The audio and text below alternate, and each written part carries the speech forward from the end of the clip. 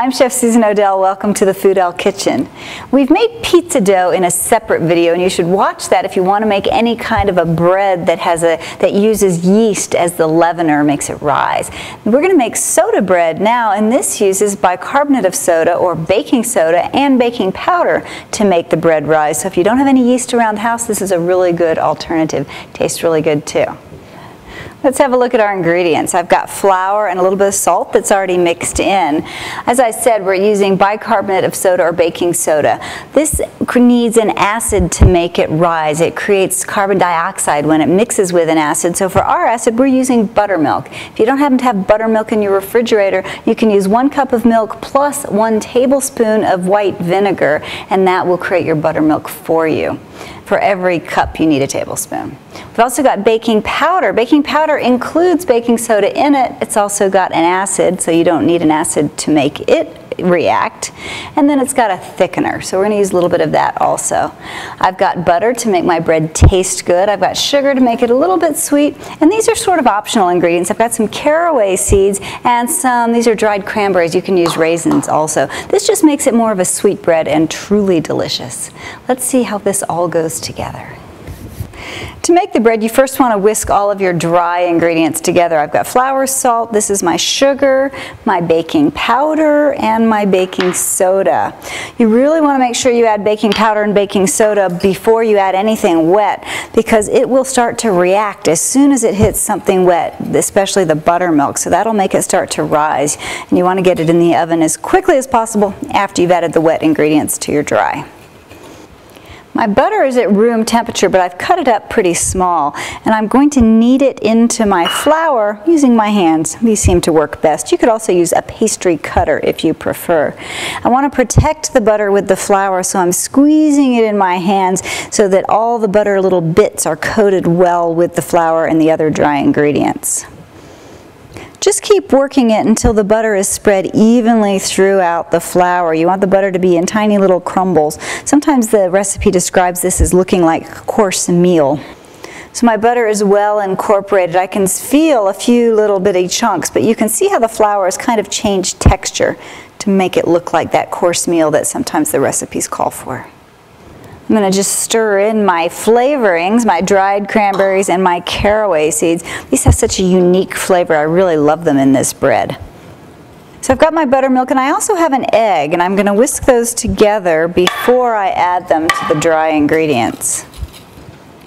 Now you just pour the buttermilk concoction into your flour, and it's going to get incredibly soupy. It's not going to look like any bread dough you're familiar with. Just stir it gently with a wooden spoon, just enough to get it all incorporated. Almost looks more like a cake batter than a bread, but it's going to firm up and become nice and crispy when I bake it. Now we're ready just to put it into our prepared baking dish, and you can bake this in just about anything you want. I've got a nicely generously buttered baking dish here. This is a porcelain dish. You could even use a skillet or just a baking pan. Something you'd cook brownies in would work just fine for this bread. I'm just going to pour in my dough. Put it right in the center of the pan or of the baking dish. Spread it out, and then we'll bake it.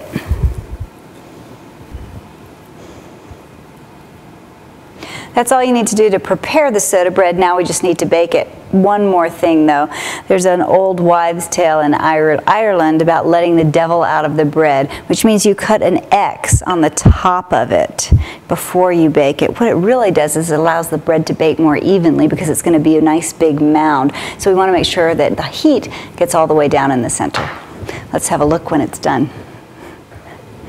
My soda bread cooked for about 40 minutes. It's really going to depend on the type of container you use or whatever you bake it in as to how long it takes. But look for a nice browning on top. It's going to dome slightly and then it might go down, but it's brown uniformly all the way around, and I can tell it's done. You can also use a toothpick inserted in the center. If it comes out clean with no crumbs or batter attached, you know it's finished. It's been sitting here on my baking tray or on my wire rack for about 10 minutes. So I'm going to turn it out of its baking pan so that it can cool completely. I don't want it to keep steaming inside of its container. I'm going to place the wire rack directly on top, and then I'm just going to flip it over.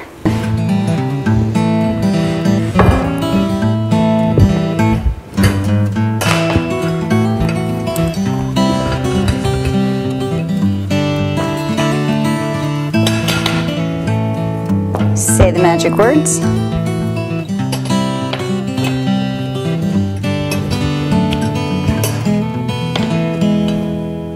And voila.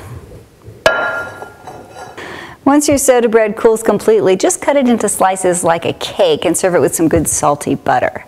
Now this is a bread that was leavened with baking soda and baking powder. It's a quick bread, and what that means is we didn't have to wait for the hour or 2 or 3 hours for our yeast breads, which tend to rise slowly over time. It's a quick bread, it's easy to put together. You're gonna love it.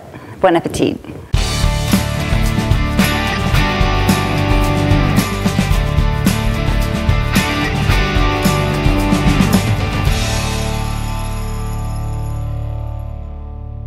Hi, I'm Chef Susan O'Dell. Welcome.